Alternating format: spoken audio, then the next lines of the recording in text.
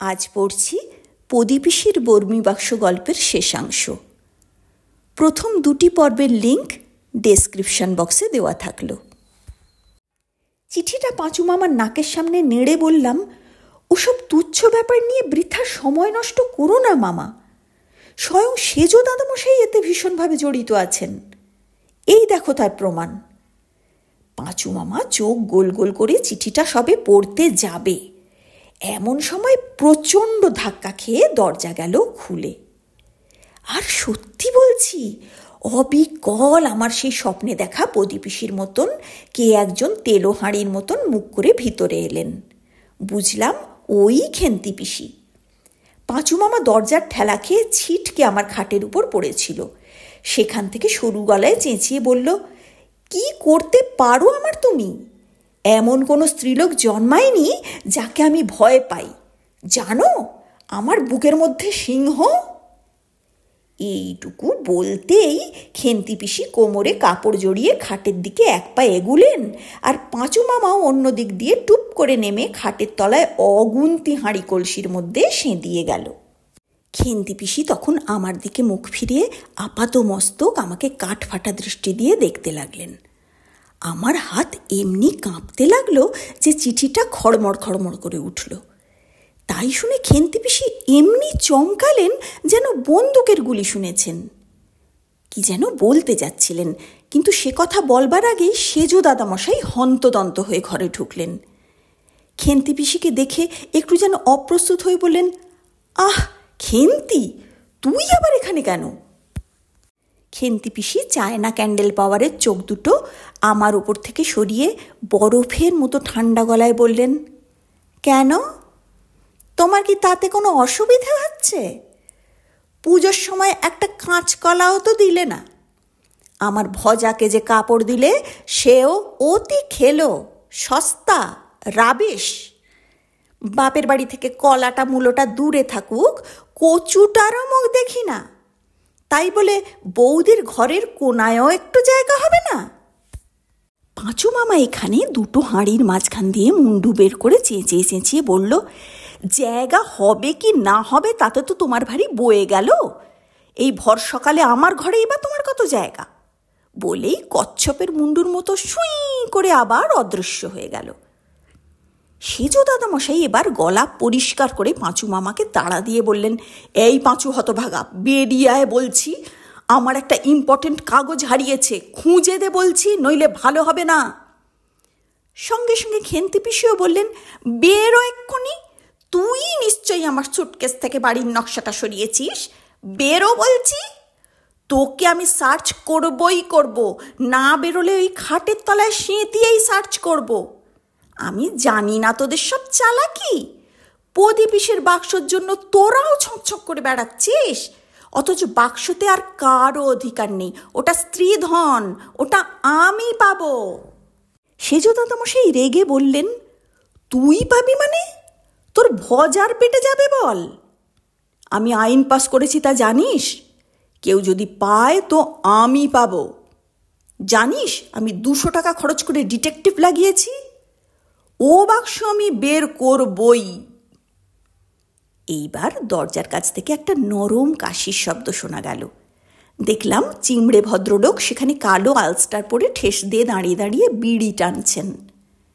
বিড়িটা এবার বের করে বললেন, মনে থাকে যেন 3 ভাগের 1 ভাগ আমার। যদি বাক্স পান, আমার অদ্ভুত বুদ্ধির সাহায্যেই পাবেন।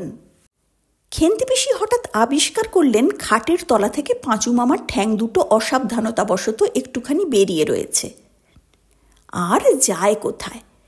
নিমেষের মধ্যে হিড় হিড় করে টেনে পাঁচু মামাকে বের করে এনে 2 থাপ্পড় লাগালেন।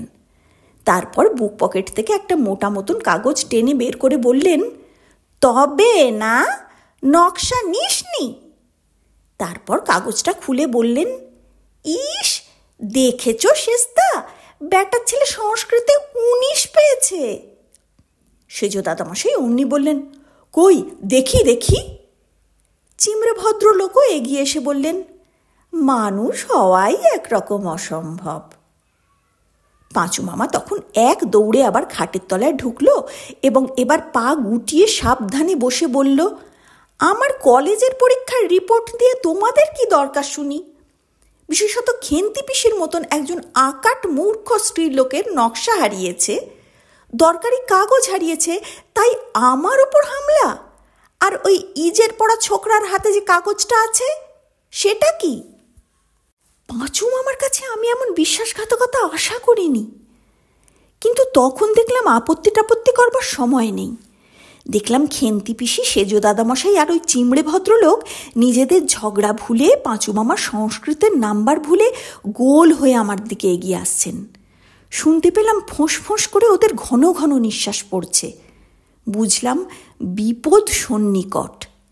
হঠাৎ ও দিদিমা বলে চেঁচিয়ে ধাঁ করে পেছনের দরজা দিয়ে বারান্দায় উপস্থিত হলাম।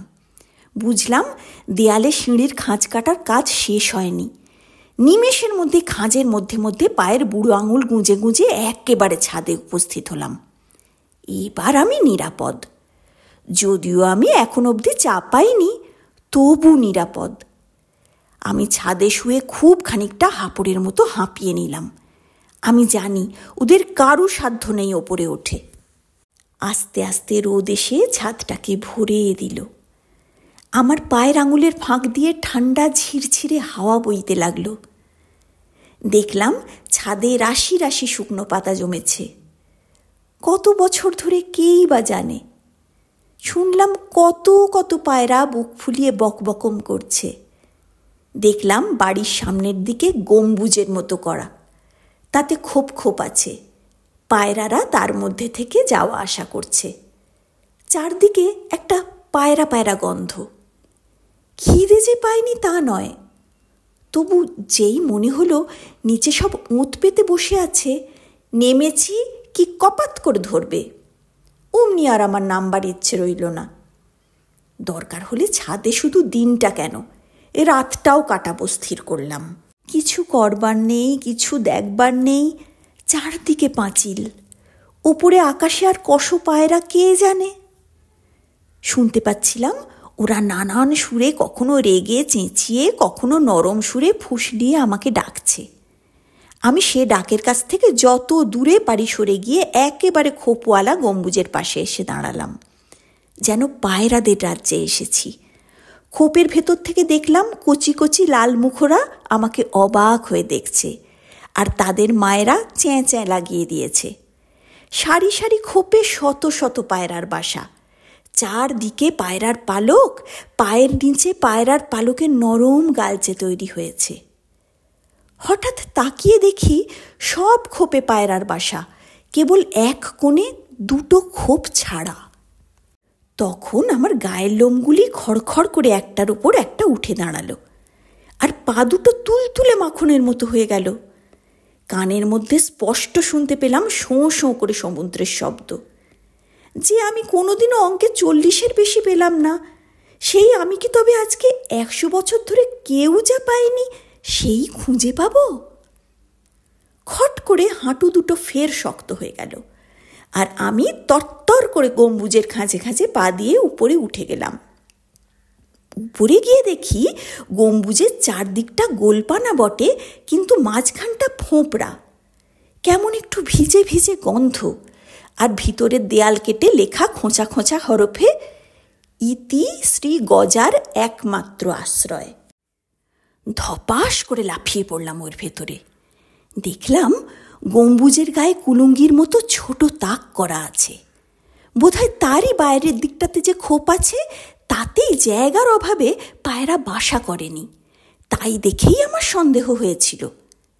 মাটিতে বসে দুহাত দিয়ে কুলুঙ্গির মধ্যে থেকে মাঝারি সাইজের একটা বাক্স নামালাম।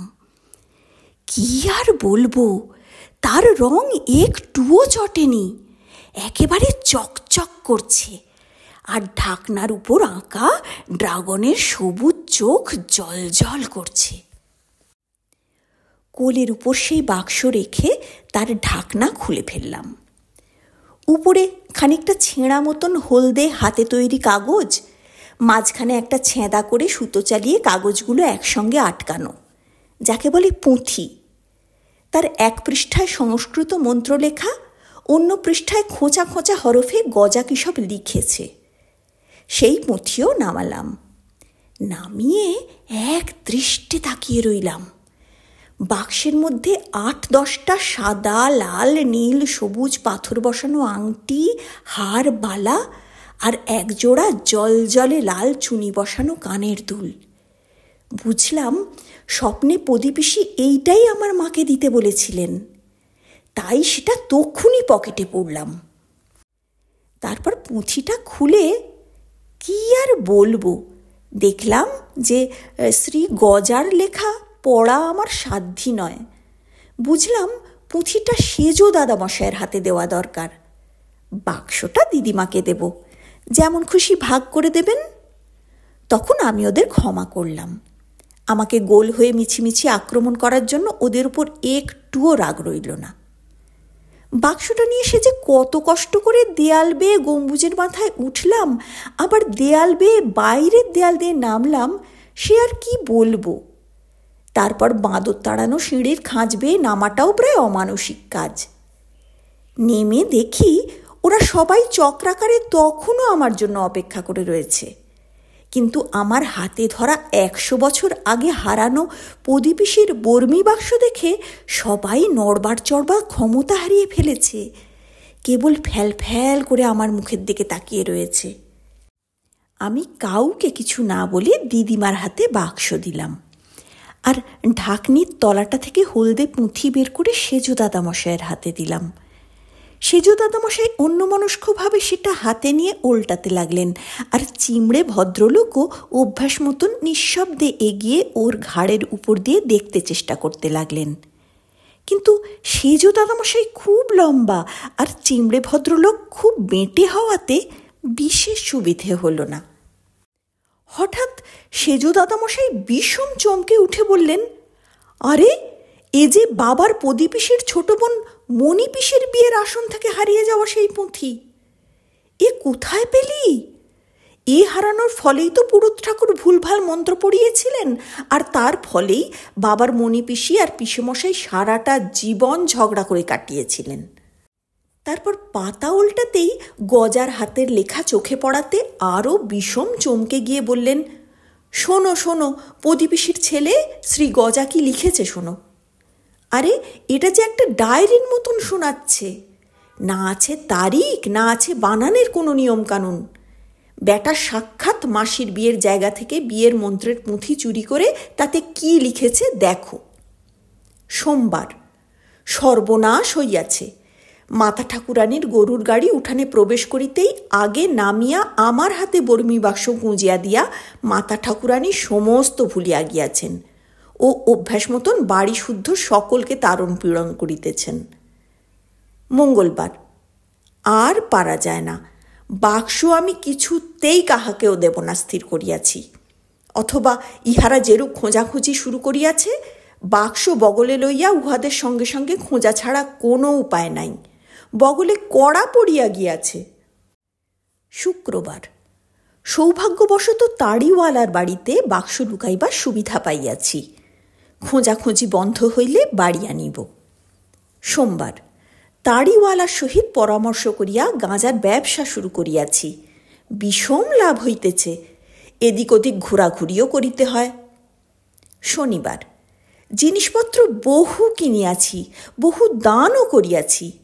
ইহারা জিনিস লয় অথচ আমাকে সন্দেহের চক্ষে দেখে, তাই মনে করিয়াছি শহরে বাড়ি কিনিব। রবিবার, ঘটনাক্রমে গম্বুজের ভিতরকার এই নির্জন স্থান আবিষ্কার করিয়াছি। এইখানেই আমার এই লিপি ও বাকি গুটিকতক অলঙ্কার রাখিলাম। ইহাদের বিবাহাদি হইলে উপহার দেওয়া যাইবেক। ইতি শ্রী গজা। সেজু দাদামশাই হতাশ গলায় বললেন, তারপরই বোধহয় ঠাকুরদা বাঁদরের সিঁড়ি কাটিয়েছিলেন। গজার আর কাউকে গয়না উপহার দেওয়া হয়নি। শেষে তো সে কলকাতাতেই থাকতো শুনেছি। প্রদীপিসির ফিক করে হাসার কারণও বোঝা গেল। তার মতে গজার থেকে বাক্স পাবার যোগ্য পাত্র আর কেই বা ছিল। খানিক্ষণ চুপ করে থেকে খেন্তি পিসি বললেন, বাক্সে কি আছে? দিদিমা ঢাকনি খুলে দেখলেন, বললেন, আমি ভাগ করে দিচ্ছি। খেন্তি, যদিও তুই আমার কাছ থেকে সেবার 300 টাকা ধার নিয়ে শোধ দিসনি, তবুও এই হারটা তুই নে। সেজ দাদামশাইকে বললেন, ঠাকুরপো, তোমার কথা যত কম বলা যায় ততই ভালো। তুমি এই হীরের আংটি নাও। এটা মেজ ঠাকুরপোর ছেলেকে দেব, এটা পাঁচুর, এটা ন্যাড়ার প্রাপ্য, এটা পুঁটকি পাবে, এটা কুঁচকি পাবে। এই বালাজোড়া আমার ভাগ, আমার মেয়েকে দেব বলে মাকে দেবার জন্য আমার হাতে দিলেন। তারপর সকলের সামনে আমাকে আদর করে বললেন, বাকি রইল এই পান্নার আংটি, এটা দাদা তোমার, কারণ তুমি খুঁজে না দিলে এদের দ্বারা হতো না। এবার চলো দেখিনি, কত পুলি বানিয়েছি, হাত মুখ ধুয়ে খাবে চলো। হ্যাঁ, এই বাক্সটা কিন্তু আমি নিলাম, মশলা রাখবো। দিদিমার সঙ্গে চলে যেতে যেতে শুনলাম খেন্তি পিসি পাঁচু মামাকে বলছেন, তাকে দিল 7 নহর আর আমার বেলা 1 ছড়া। আর চিমড়ে ভদ্রলোক সেজ দাদামশাইকে বলছেন, স্যার স্যার, আমার 200 টাকা।